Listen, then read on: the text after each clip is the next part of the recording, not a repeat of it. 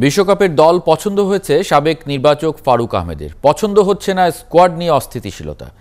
Camp আর try nation সিরিজে ভালো করতে না পারলে বাদ পড়তে পারেন। ক্রিকেটারদের মনে এই ভয় বিশ্বকাপের জন্য ক্ষতিকর হতে পারে, তাও জানিয়েছেন সাবেক প্রধান নির্বাচক। শামসুল আরিফিনের কাছে বিস্তারিত। ইমরুল কায়েস দলে নেই, সেই নিয়ে ভক্তদের আক্ষেপ, তাসকিনের কান্নাকাটি।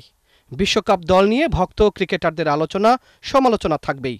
তবে টাইগারদের দল নির্বাচনে কোনো খুঁত খুঁজে পাননি সাবেক প্রধান নির্বাচক। তার আপত্তি অন্যখানে।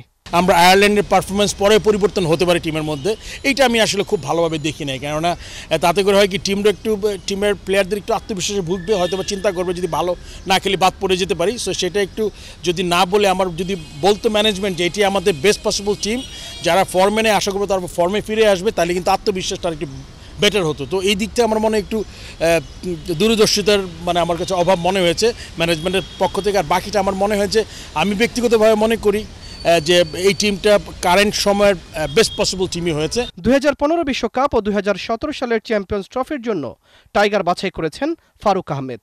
টাইগারদের সবচেয়ে ভালো ফল হয়েছে ওই দুই আসরে। মিনহাজুল আবিদিন নান্নুর গড়া দল নিয়ে এবার কেমন প্রত্যাশা ফারুকের? 2015 বিশ্বকাপ টিমও খুব ভালো ছিল এবং সেটা আমরা প্রুভ করেছি কোয়ার্টার ফাইনাল খেলে, এবং আমাদের রিসেন্ট পাস্টে খুব ভালো একটা অভিজ্ঞতা আছে যে আমরা চ্যাম্পিয়ন্স ট্রফিতে সেমিফাইনাল খেলেছি 2017-এ। সেটাও কিন্তু যদি প্লেয়াররা মনে রাখে যে সেম কন্ডিশন ইংল্যান্ডে হয়েছে, সো এটা বিবেচনা করলে আমার মনে যদি সিনিয়র প্লেয়াররা ভালো খেলে তার সাথে আমার মনে এবার আমার ভালো কিছু করার সম্ভাবনা আছে।